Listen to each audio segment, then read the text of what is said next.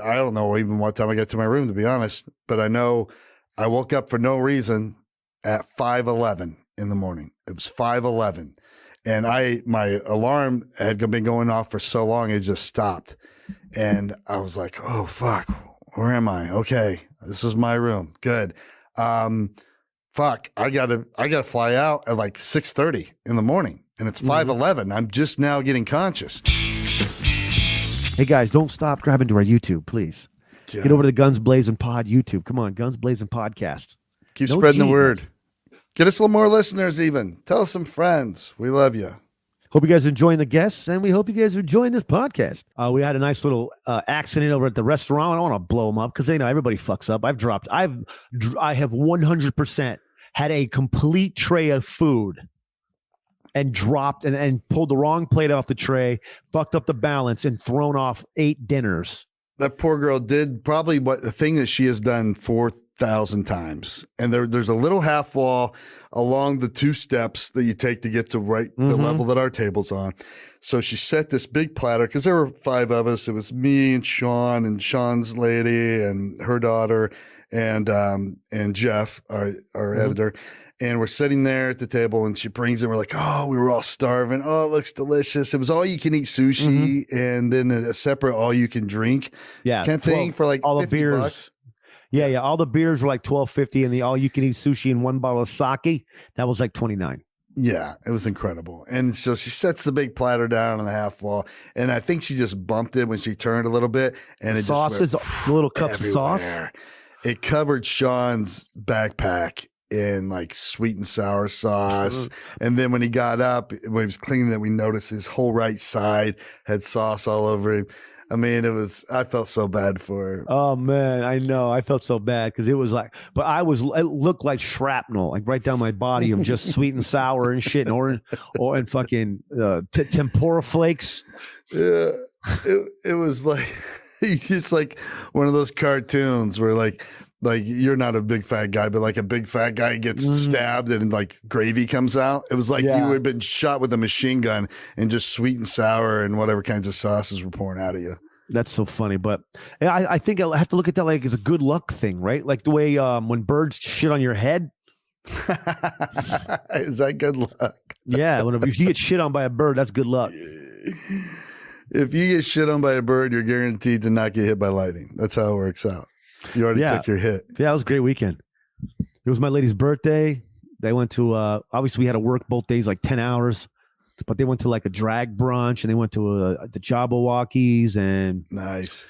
And then the kid, one morning we went balls out at like, I don't know if it was Thursday at like 7, 8 in the morning. Got up. Everybody was ready to rock, dude. We started playing craps, winning. My lady was probably had like 7 or 8 mimosas, which she never does. Nice. Should max out at 4 normally.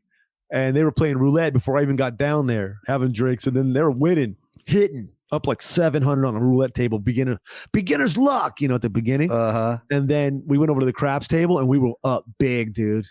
And my lady was just running the table over there, and she was just so much fun, and all dealers loved her, and she's tipping them like a crazy, just having fun, If we would have left like 6 or 8 rollers sooner, we would had a real cold streak, and we try to come back from it. Still happens. Left up, but like it would have been much closer. Up, probably lost like $600 because here's my new thing also, Todd. So whenever someone rolls the dice, okay, they hit the number. If it's 9, 4, 10, 6, 8, whatever. Okay, all right. I'm gonna go ahead and I'm gonna put my my back bet behind the press line. Like $20 or whatever. If it depends on the number. If it's 6 or 8, I'll put double as I would a 4 or 10. Sure. Obviously, because of the combinations of dice. But then what I've been doing is because the worst thing that can happen in craps is someone rolls a number. Everybody places their bets. Give me here, guys throwing out 200. Give me 18 on 4, 5, 6, 8, 9, and 10.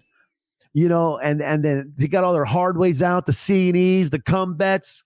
You got your bet behind your pass line, and then the next dice is a 7. I want to smack somebody in the face every single time. Happens to I me stopped doing that all the time now. Like, but here's what I try to make myself do is I'm not allowed to put odds on a number until that number is hit once and I've collected. So I collect on that first bet. Say I'm on a 6. Say I got 15 on a 6, right? Because that's the table minimum. If it hits, I take my winnings, boom, I pull that in. Then if it hits again, then I will use that to go odds, put odds on. Okay. And if it hits again, I will press odds. And then I just try to go on a little run, or I'm only collecting. But the problem is I can't remember the last time that I had a 6 hit that many times for me. It's always what you just said. I start putting shit out as soon as I go heavy out and I'm all the numbers I want to be on and I'm out on the come line and all that stuff. Boom, 7 first roll. As soon as I go heavy.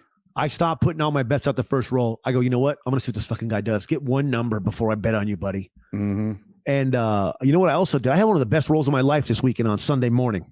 Before we left, we had to get to the airport, leave for the airport at like around noon we left. So I was up at 8. I hit the craps tables, bro. I went on a run. I hit like 4 numbers in a row, but I was hitting numbers in between those 4 numbers. And then I started calling it.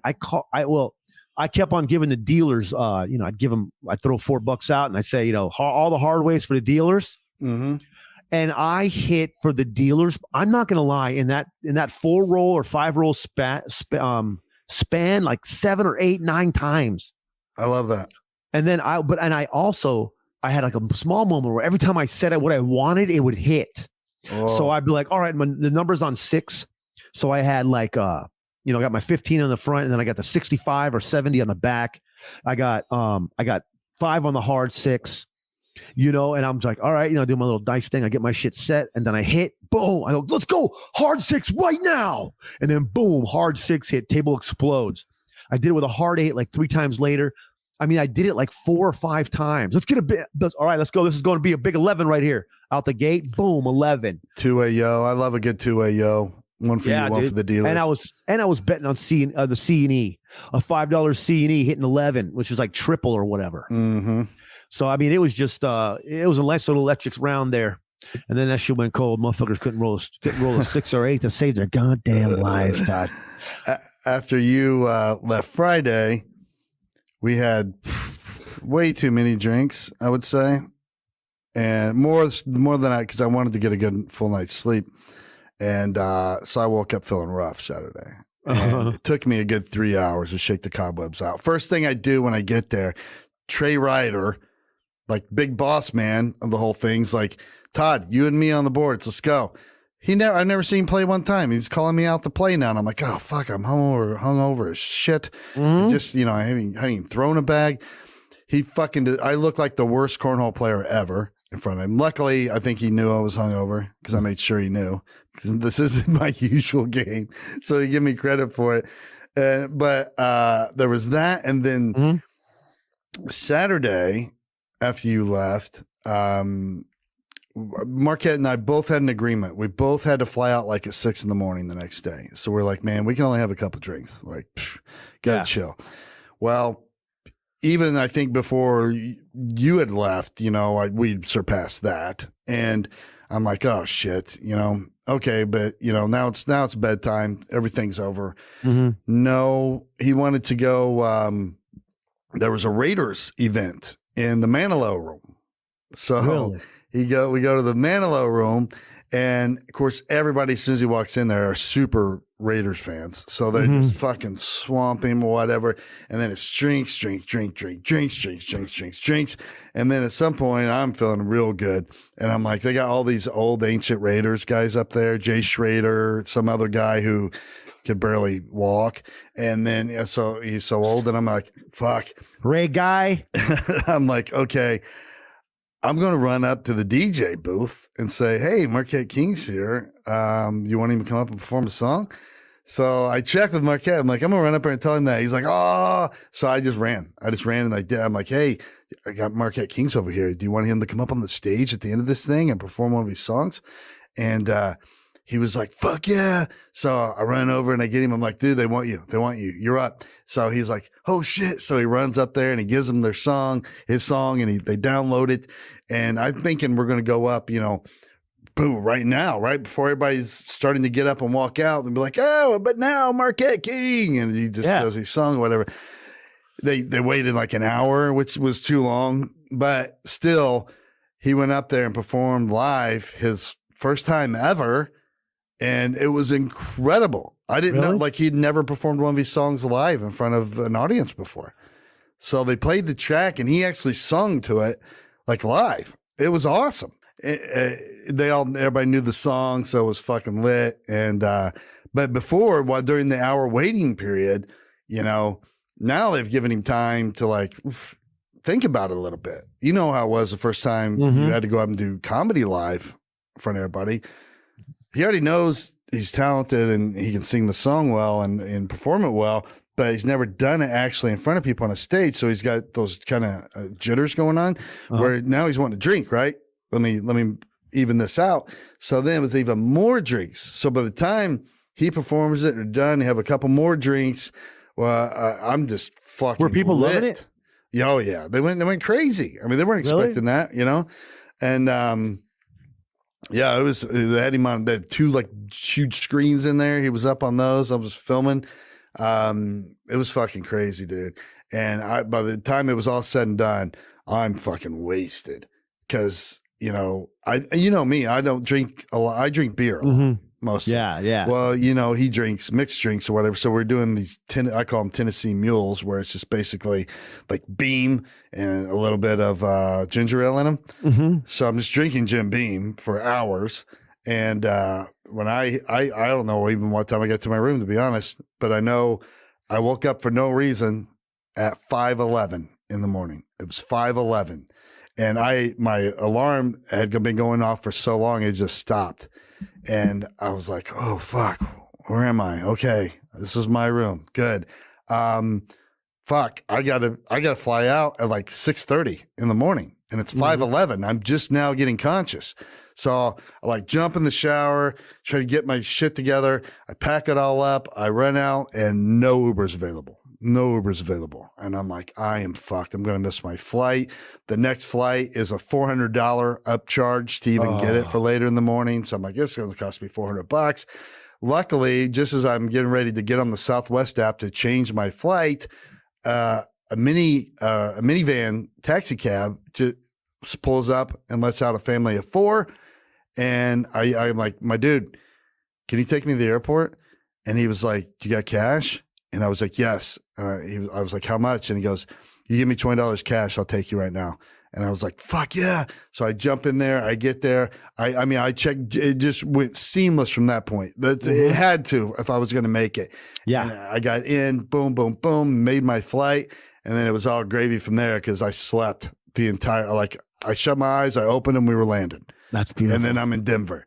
And then I downloaded some movies to watch from Denver to Indianapolis. Boom. I was set.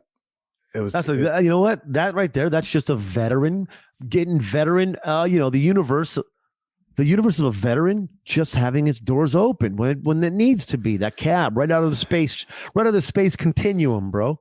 That's what it is. See, right around the corner, there's a little fucking like a little crack in the galaxy or whatever where it pops in, in the dimension. Poof. Now, because it's almost like the universe gives you like a, I don't know, character credit, maybe a hard work character. Probably judges on 9 or 10 things, as a person. Yeah. Obviously, luck is one of them, but they'll notice how the doors open, the magical dimension from another place to just give you that perfectly timed, what you need.